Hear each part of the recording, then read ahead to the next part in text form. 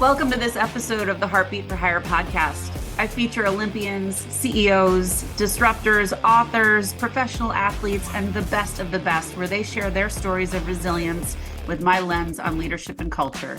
Let's get started. Greetings and welcome to this episode of the Heartbeat for Hire podcast. Today, 3 things you will learn in this episode. Number 1, what a Shark Tank experience is really like. 2, what some of the greatest moms tell their super successful children. And 3, a couple of great tips for emerging speakers. Megan Reilly started as an entrepreneur at age 19, and over the last 2 decades has built an international franchise, started a top 12 podcast, and ignited crowds all around the country as a keynote speaker. A 2012 Shark Tank alum, Megan and her former business partner received multiple offers from sharks, yet decided to grow their business on their own. And we were going to dig into that. As owner and COO of Tippi Toes, Inc., Megan helped grow the company from part-time business to 70 franchises over 23 years. During her tenure, Megan wrote children's music albums that reached #1 on iTunes charts. And in August of 2024, she successfully exited her company. She's the creator and host of one of the top 12 parenting podcasts on Apple, which we are going to talk about. It's called Who's Your Momma? And she speaks to the moms of some of the world's most successful CEOs, athletes, and entrepreneurs. Oh my gosh, there's so much more. I could go on and on, but I'm going to stop and dig right in and say, welcome to the show. Thank you, Lyndsay. I'm super excited to be here. I'm so glad that you and I have crossed paths, and I love what you're doing. I love the energy you bring. And when I met you, it was like, oh, electric. Like you just have just such a fun personality. So I am pumped to be here. Nice. I'm excited. So I start every show the same, and I always ask, can you share a little bit more of your story? I would be happy to. So really, my story starts as a kiddo that liked to chase dreams. I had dreams. I liked to do stuff. I was, the type of kid that was in student council and, liked to be in charge of things at school when I was little. And pretty quickly, once I got into college, I realized that, I needed to make ends meet. But the idea of like getting a real job never really even entered my mind. It was always going to be something more entrepreneurial. Like it didn't even occur to me to go like just apply for a job. At the time, my sister was doing this part-time, children's dance thing on the side for herself to make ends meet, and I joined forces with her. And really, that was the beginning of my entrepreneurial journey. And our company Tippi Toes, we just continued to grow it really naturally and organically over a lot of years. It's still going strong and it's growing rapidly. As you mentioned, I have recently exited the business, which was, a big change, but an exciting new chapter for me in my life. During my time at Tippi Toes, we, really I was helping people start businesses, helping them start their franchises. So that was a really cool experience to help, almost 70 people start and successfully grow their business. There was a lot of lessons in that.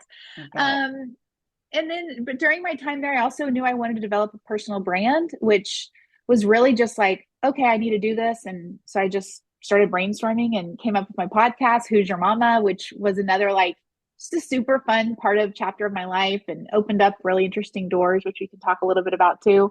The thing I spend most time doing now these days, though, I love to speak. I'm able to speak to different groups all over the country, and I absolutely love it. It lights me up.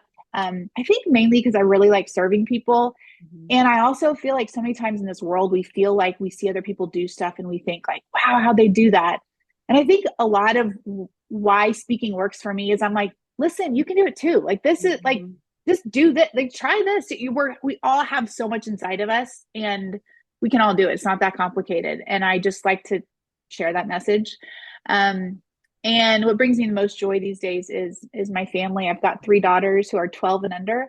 And we are volleyball, basketball, dance all the time. My husband is a college baseball coach. So we're a sports family for sure. And that's my life in 30 seconds or maybe a minute and 30 seconds. And we also like to renovate houses, which is why my background is like sad and bare. And but we've got really construction going on.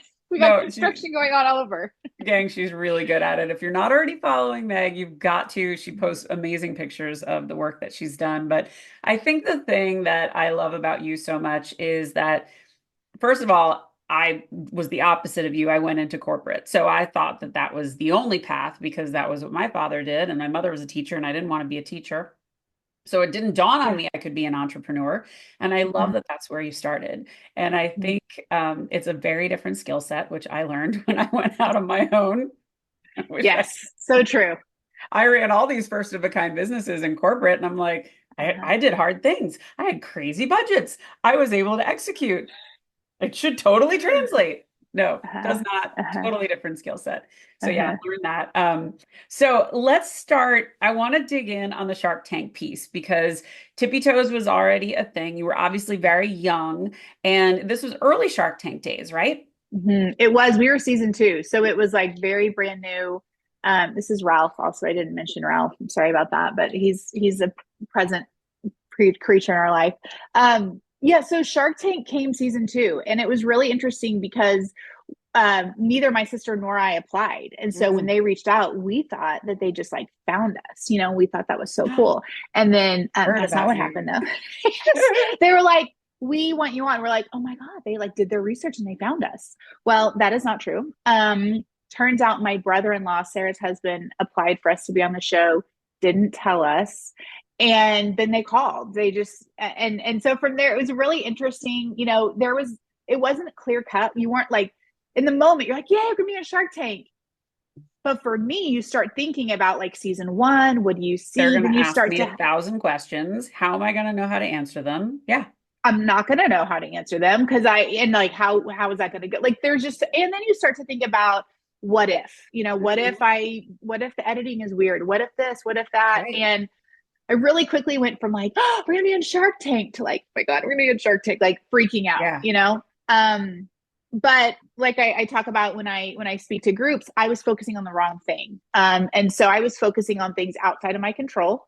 And I was focusing on things that weren't going to help me get to my goal. My goal was to get a deal on Shark Tank. Yeah. So as soon as I shifted that focus and I focused on things within my control that would get me hopefully that deal on Shark Tank, my excitement grew for the experience and I knew where to put all my energy. And Mhm. so, but it was funny, like when we started, like I was like, oh gosh, I hope this sweet little business show makes it. Like season two wasn't, you weren't, Right? Yeah, it not was still everybody early knew it. days. It It wasn't was. entirely proven. It wasn't Mm-hmm. mainstream yet. It was still on like CNBC or something, right? It wasn't, or MSNBC. It was, Was on ABC. So that okay, was like the good thing. It was on ABC, but it got wasn't it. rerun.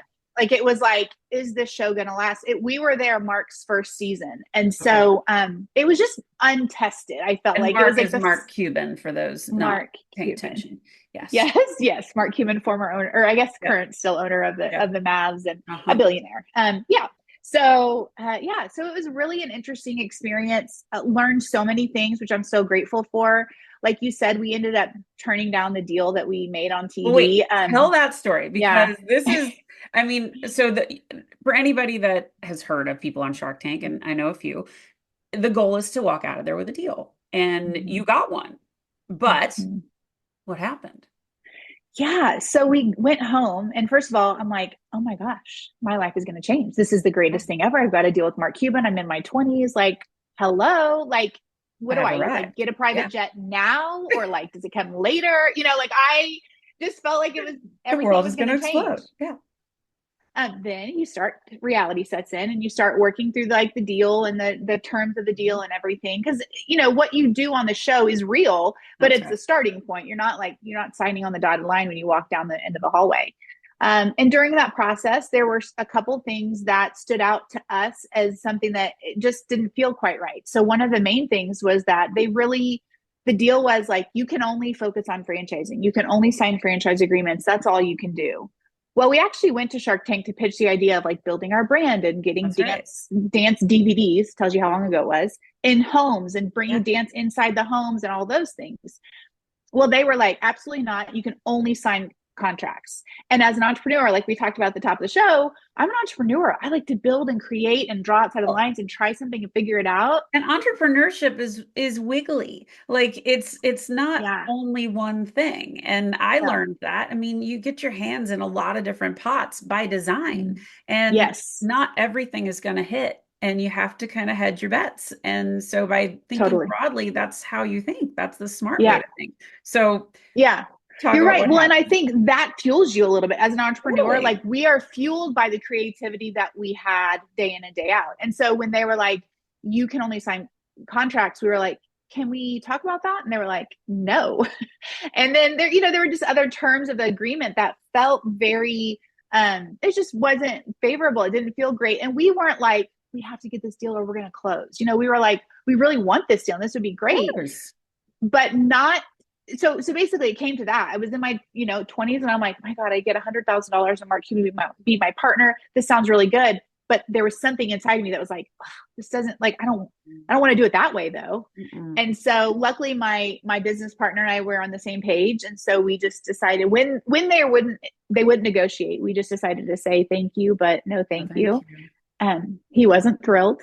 He was not thrilled. But it was the right decision for us. So we walked away and, we continued to build our brand and we wrote more music and we got on Billboard charts and iTunes charts after that experience. And that was the right move for us. But it's back to like, honestly, your intuition. Yeah. The intuition of it didn't feel quite right, even though logically and plenty of people like our, partners or accountants are like, yeah, like you're an idiot if you don't, but like, it didn't feel right. And it wasn't right for us. So I think that's the other thing to always remember is like to not underestimate our instincts. Like your instincts are there for a reason. Important. Well, and I love when you had told me the story, you told me what he said in his email, which was really funny. I don't know, do you want to share what he said? Because it was really funny. Yeah, but sure. Go ahead, say. Yeah. So we sent this really long, nice email to him and we're just like, because we're not used to doing deals like this. At this point, like we had just like kind of felt like we were flying by the seat of our pants building our business. That's right. We'd done it for like a decade at this point, but you still, when you're an entrepreneur, you still always feel inexperienced because you're always doing something new. So we'd never had negotiations like this. So when we tried to negotiate, there was none. We were like, okay, so here's this nice long, ridiculously long, flowery email. And he replied, this is bullshit in every way, shape, and form. I hope you don't treat your other business partners like this. And we were like, wow. What? Yeah, because we just were like, we weren't trying to pull one over. No, and we you just were put like so much thought into that note. You thought it was like, oh, he'll understand. He'll Maybe he'll come back to understand. the table. And yeah, no, that didn't happen. Which we were naive too. Like also like he's a billionaire and he feels slighted, which that was not the intention, but it was funny. It was a good lesson. And I was also like, okay, well, like sometimes we don't get our way, but we can't act like that. But I also think he was new on a network TV show and one of his first deals. And he was talking about us on talk shows and stuff. His ego got bruised. I didn't think that felt probably great. Yeah. And I think we were cast as these two young little I can manipulate, I can do whatever. Yeah. But I think you shared that a few years later, he said he wished he wasn't so harsh in the early years. Right. Yeah. We heard him on a podcast and he was like, I was pretty harsh in those early years. And in my head, I was like, I know what you're talking about, Mark. I know. Yeah, it was, and who knows if he was really, that was it. But I do think, there could have been a great opportunity and could he have helped us? Yes. But again, it would have to have been in the right circumstances where we could have been to our greatest potential and he could have. In that case, if we would have made the partnership and under those terms, I think it would have stifled us and I don't think we would have been as good. And I don't know if we were in the dynamic where he would have been open to doing it the way that we were talking about. You probably would have burnt out because you would have been doing something you weren't passionate about and it no longer was in your control. And that's when it gets really sad and sour. So good for you. Yeah.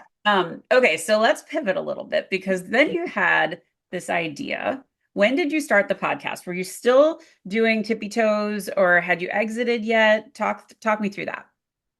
Yes. So, okay, because he's Bart, can you hear him? No, go. You're good. Okay, because I can. Okay. No, you're good. Ralph? Okay. Yeah, Ralph, I know. But I don't know if he, like, I just don't want, this was a good No, it's super quiet. So, you're good. Okay. Well, you asked me the question. What did you ask me? I asked about when you started the podcast. So were you still with Tippi Toes or had you already exited? What was the impetus for starting the show? Yes. So I had been, running Tippi Toes for many years at this point. And I realized that I wanted to have, I loved it and we were building something really special, which I appreciated. but I also knew that I wanted to speak someday and I wanted to have a personal brand. And I listened to a lot of Gary Vee, and I was like, you Same. know, yeah, like I need to develop this other part of my life because I'm interested in it. And so it took me months to really figure out what to do, because I was like, I want to develop a personal brand. What the heck does that look like? I have no Right. idea. Right. And so I just started brainstorming, and I was like, I think I'll do a podcast. Should I do it about franchising, business? Should I do it about, like, I don't know, like what, thinking about what would be the typical kind of topics based on my experience. Nothing was like Clicking. making my heart flutter. Yeah. I was just like, yeah, I mean, I don't really want to do a podcast about franchising. Like, I've done it for a while, but it doesn't sound fun. And so I just thought to myself, what do I care most about? At Yeah. that point, my kids were 2, 4, and 6. And I was like, I really want to be a good mom. Mhm. And it's really hard. And I don't know how to do it all the time. And I had a really good mom. And, so all these thoughts were swirling around in my head. And that kind of led me to, okay, I want to do something about motherhood. All right. So then I started thinking about, typical guests you would try to get, like a famous guest. And I thought, well, Sure. that's going to be really hard to get Beyonce, but maybe I could get Beyonce's mom, which still haven't gotten Beyonce's mom. But All right. like there's a You listening? I know exactly. Exactly. But there was a bit of pragmatic, like, okay, maybe like I could get these guests. And then I started thinking, like, well, they've already raised these, like, let me get moms that have already mic dropped motherhood. Like, how'd you do it? What'd you do? How, that interested me. Also kind of like pulled on the string of franchising. Like, the idea of franchising is figure out what works and repeat it. So Yeah. in my head, I kind of think that way a lot of times, like, who's done this and nailed it and knocked it out of the ballpark? What did they do? Like, can I learn from them? So all those things that make up who I am kind of came together to form this idea. That was all I had. I had an idea, and then I came up with the name "Who Is Your Mama?" because it's a little bit of a smart alecky thing, I and think I'm a it's bit of a adorable. smart ass. So it worked. So that was it. And I really didn't know what I was doing. I didn't know what I was doing. I didn't know where I was going. I didn't know what I was going to do with it, but I knew it excited me.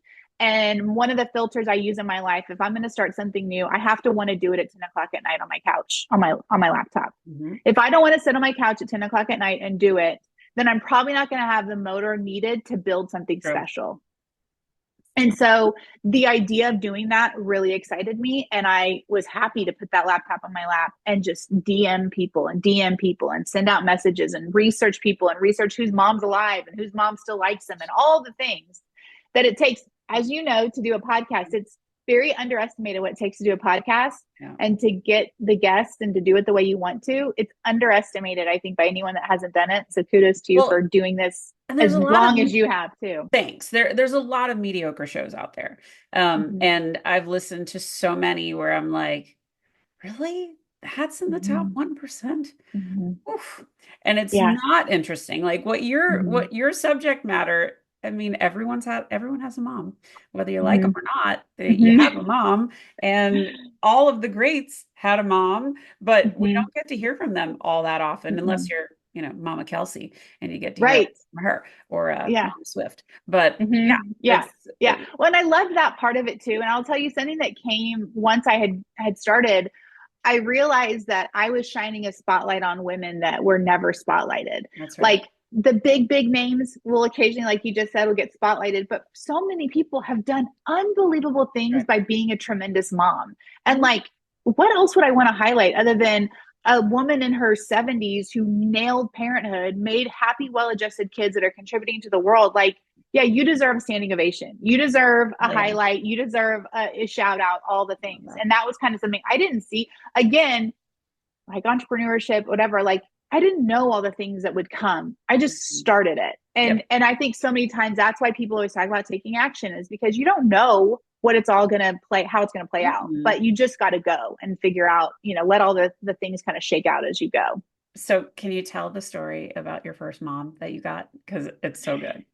Yes, I can. So I had this idea and I had the name, right? And that was really all I had. But I just started sending DMs out, and I sent, started with like the dream list, and then I would search, I'd just be scrolling. I'd be like, ooh, that's a good let me do the research. Let me find these, more details about this person or that person.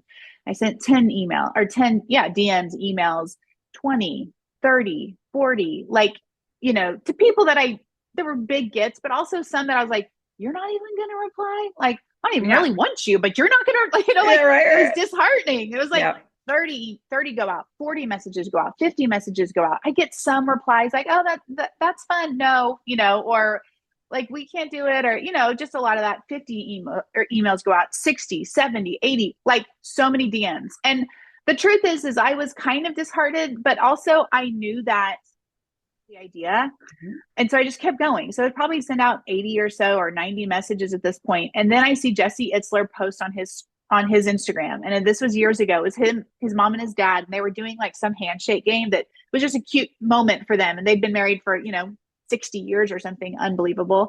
And I thought, ooh, that would be amazing, because I was a fan of Jesse's, and he's this incredible entrepreneur and athlete and NBA owner and bought and sold amazing businesses. And I was a big fan. And so I sent him a message, and I thought, well, here you go. 91. Why not? Yeah.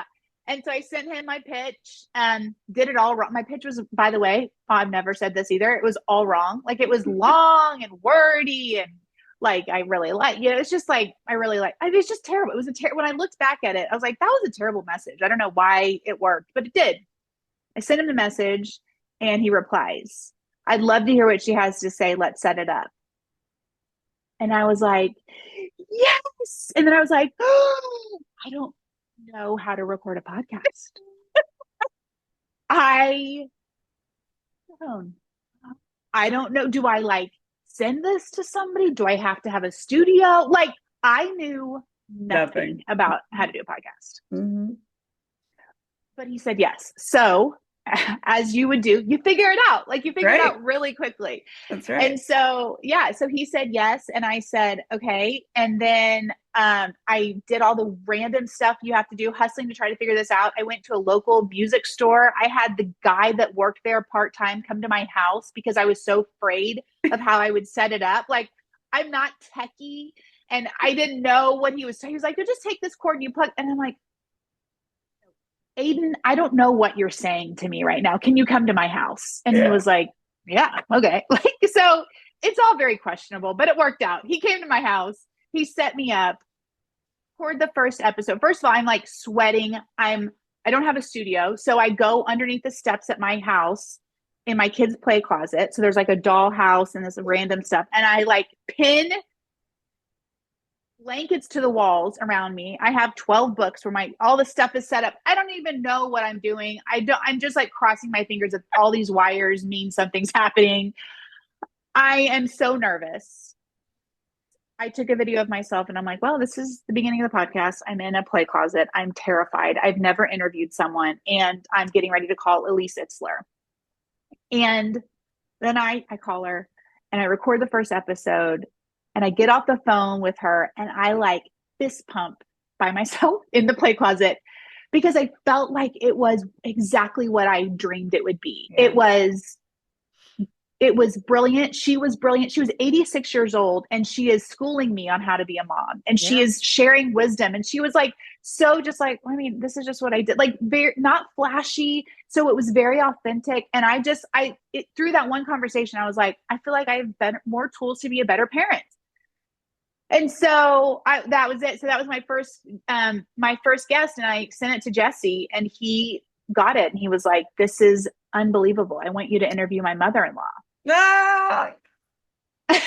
And for those who don't know who his mother-in-law is, Jesse is married to Sarah Blakely, the founder of Spanx and now the founder of Sneaks. And so it was her mom. It was her mom. So like my second interview was with Ellen Blakely, which blew my mind, because of course I was a humongous fan of Sarah and knew, I had been an advocate or a avid follower of hers for years. And so then I interview her mom. Terrified. I am terrified. I'm like, I can't believe, like, I'm so unqualified. I shouldn't be doing this. What the hell am I even doing? Ellen was really nervous. I had a conversation with her, and then we both were like, we're nervous. Let's do it. And then that was another conversation where I was like, oh my gosh, I need to do this as a parent. I'm going to do this as when this is, yes. And I felt so empowered. And I loved how the women I spoke to afterwards, they were like, that was really fun. And they had never had that kind of experience. And so I felt like it was such a win-win, because I loved giving them that spotlight. And so from there, it was like a wild circumstances. Jesse was starting this app and he wanted my podcast on that. My podcast went on his app, which was super fun because it developed a relationship between Jesse and I in terms of working. And then I ended up with a radio show on his app. And then he started like a mastermind group, which he asked me to be a mentor on with that. And so all from this one DM where I didn't even know what the hell I was asking. Amazing. I was, it turned into a lot of other things. And yeah, so I mean, it was spectacular. And also when you get somebody like Jesse Itzler in your corner, that's a real gift too. But again, you don't get someone like that in your corner unless you're willing to take a leap and jump and not know what's going to happen. I love that story so much, and thank you for sharing it. So let's pivot a little bit because you are now a really successful speaker. You're a phenomenal speaker. I've got to hear you speak before. And thank you. We have a lot of folks listening to the show or watching the show who are emerging speakers. So what's some morsels of advice you would give to them? Because I don't know, I'm a speaker too. A lot of people give you a lot of different feedback. Some good, some not, some really not useful, some like, get with a bunch of bureaus, they're going to book you gigs, which doesn't happen. So share some of your pearls of wisdom, Meg. Yeah. I love the question because I think it's important for people to, like, if you're looking to do this, you got to ask the questions. You got to be willing to be the novice. You got to be willing to be like, I don't know what's happening. I didn't know it was happening, which is why when I started emailing and messaging local colleges that were near me when I lived in the Dallas area. And I was just like, could I come speak? And could I come do it I just wanted to get the reps. Yeah, sure. And so that's one piece of advice. You can't just get up on a stage and expect you're going to knock it out of the park on the first try. It's not going to happen. No. And you need to know if you really like it. Cause back to the whole, do you want to do it at 11 o'clock at night in your bathrobe? Like, if you don't want to do it, then don't do it. Cause to make it worth your while, you've got to be willing to put in the time. Okay. And so that's one thing is ask, like, set your ego aside and ask if you can speak at something, at whatever, it doesn't matter. And so much of that in the beginning is I spoke to groups of 10 people. Mm-hmm. I spoke to people. It was not impressive. And it doesn't matter. It's getting the reps. It's me fine tuning my story. It's me finding my story. So that's definitely one thing. Put your ego aside and ask if you can speak. The other thing that I actually was just speaking to a mutual friend of ours, Jiff, the other day, and I was telling her that she's the best, that to start, write down your stories, because at the end of the day, you're telling the stories. Here's the thing. There's not going to be a speaker that's going to come out and tell us something that we don't already know, the very fundamental message that they're sharing. No one is out here saying, jerk to people, don't think about your goals, backstab people at any chance, and sleep in all day and start drinking early. Nobody's going to tell us this advice, right? Because that's not the advice. That doesn't work. Another, speakers all boil down to the same handful of messages with some different tricks along the way. Mm-hmm. It's the stories that make it sticky. It's the connection you make. And so I think one of the most important things is writing your stories down. Don't judge it. Just throw it on paper. Yeah. Write those stories and then revisit them. Like, I spent probably a year just writing stories, looking back at them, rereading them, rewriting them, editing them. What is the story? How could I connect? I didn't start with like, here's my keynote. Step 1, do that. Like, I did not, it's not how it goes, right? But that's exactly how I speak. I mean, I'm a storyteller at heart, and the best keynotes I've ever done are stories, and then I illustrate a point, and stories, and I illustrate the point. And people remember stories. They don't remember statistics unless it's really terrible. But it's how I wrote my book too. It's a collection of stories, and that I think always resonates. And the more human you can make it, and this goes for personal branding too. Mm-hmm. When you can tell a story about your why and about why you choose the work you do, that's always going to make a meaningful impact on people. And they buy people. They're not buying your product or your service. They're buying you. Yeah, I totally agree. It's the ability to make a connection that a story does that no fact or figure can do. And at the end of the day, like, as a speaker, my hope is, like, another thing that I realized is that I am out there to force my take home message down their throat.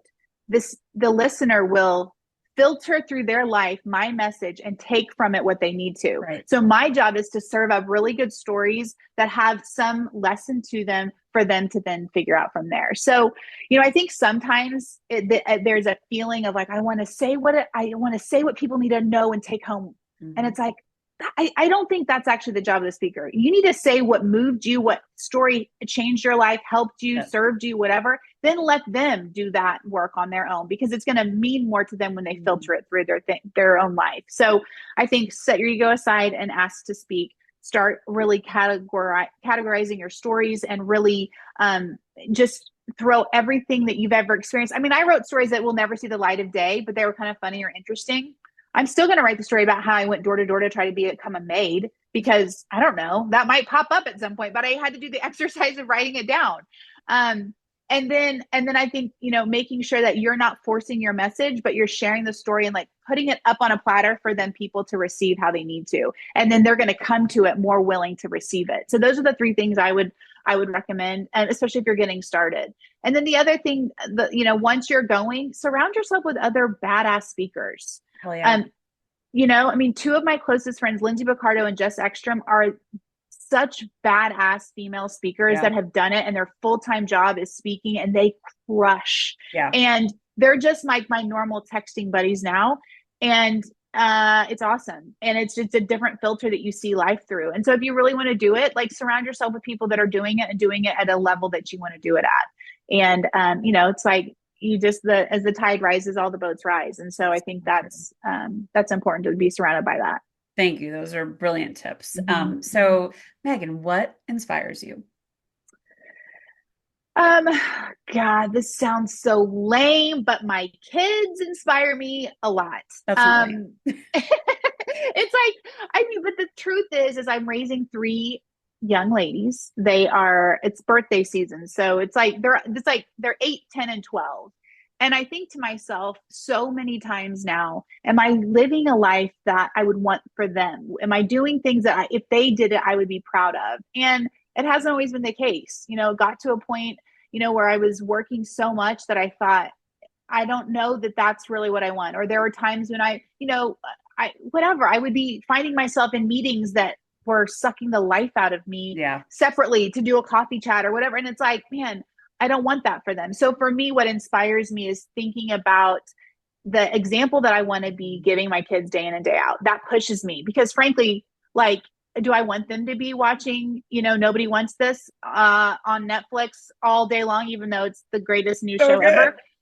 So good. Like, there's a point, there's a dose of that, but it's, it's when you just start thinking about it that way, they push me. So my kids inspire me greatly. Great. And I will tell you the truth too. Like, I am so excited to see so many women leaders and women, just stepping into their own, and that fires me up. And I love celebrating women of all ages, it just makes me happy to see it. And I always want to be a supporter of women that are chasing, the things that light them up.